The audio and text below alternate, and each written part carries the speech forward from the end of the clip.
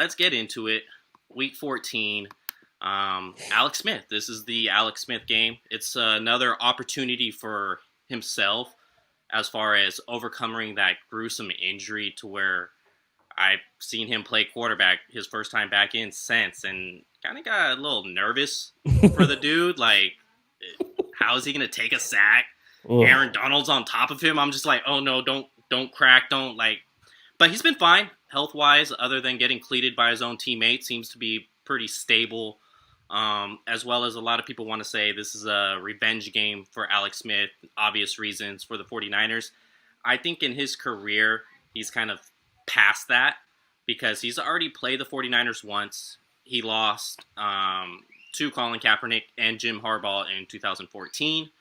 And this is a different regime. Trent Baalke's not there. Colin Kaepernick's not there. Jim Harbaugh's not there. So it doesn't really feel like a revenge game. He's playing in Arizona, not Santa Clara or Candlestick. So it's just completely different vibe.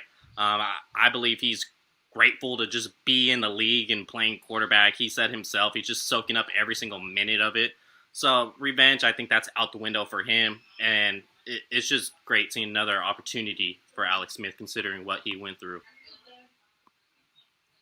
I mean, you hit it on the head. I mean, I don't think it's a revenge thing anymore at this point. You know, he played as a Kansas City Chief at Levi's. They lost that game, if you remember correctly. I think it was 2014. You know, I don't think there's any ill will towards Alex Alex left on good terms. They traded him to a good spot. I think that was the biggest thing. Like, you trade him to Andy Reid of all people. You know, they didn't send him to Cleveland. You know what I mean? So, you know, he got to go from Jim Harbaugh to Andy Reid to Jay Gruden, and I thought he had a pretty good transition to some coaches. And then what happened with him in Washington is just unfortunate, and to have him back is just crazy. You know, I didn't think he would come back. I didn't think he'd play, and then he plays, and then Aaron Donald jumps on his back. I felt very uncomfortable watching that. I'm uncomfortable watching him play football, just because we know what his leg looks like underneath those socks. And you know, Alex said he's like, I didn't know if I could play football again. And then Aaron Donald hit me. That was the first time he took live contact.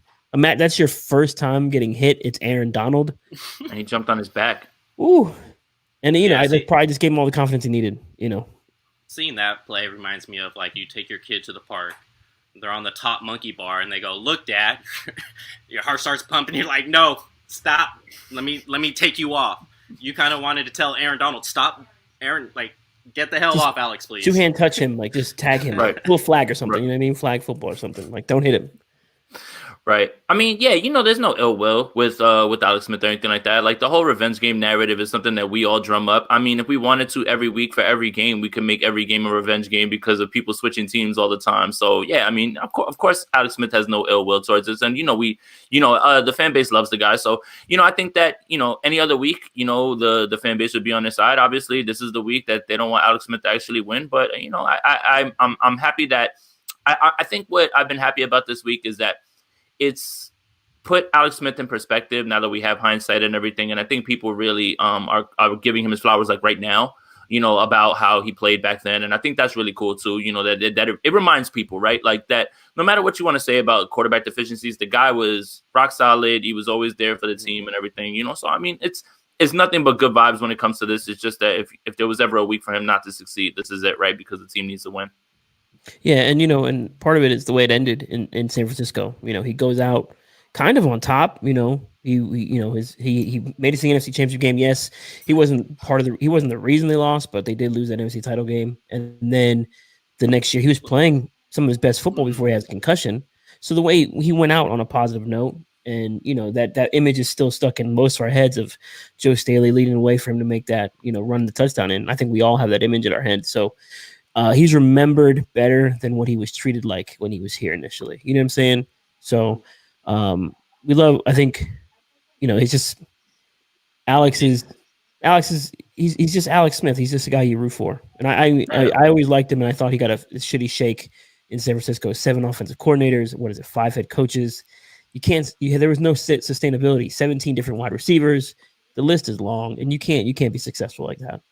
Well, like Eddie said, the stigma kind of is they could have had Aaron Rodgers. So that's always going to follow him for the 49ers fan base, for the closed-minded fans, obviously. Yeah. They'd be like, oh, should have had Aaron Rodgers. And Aaron can't beat a good 49ers team ever. So I've forgotten all about that. Honestly, like whatever. Like, yeah, coulda, shoulda, Because woulda. you're But not closed-minded. That's all. I don't get it, man. Stop talking about the past, man.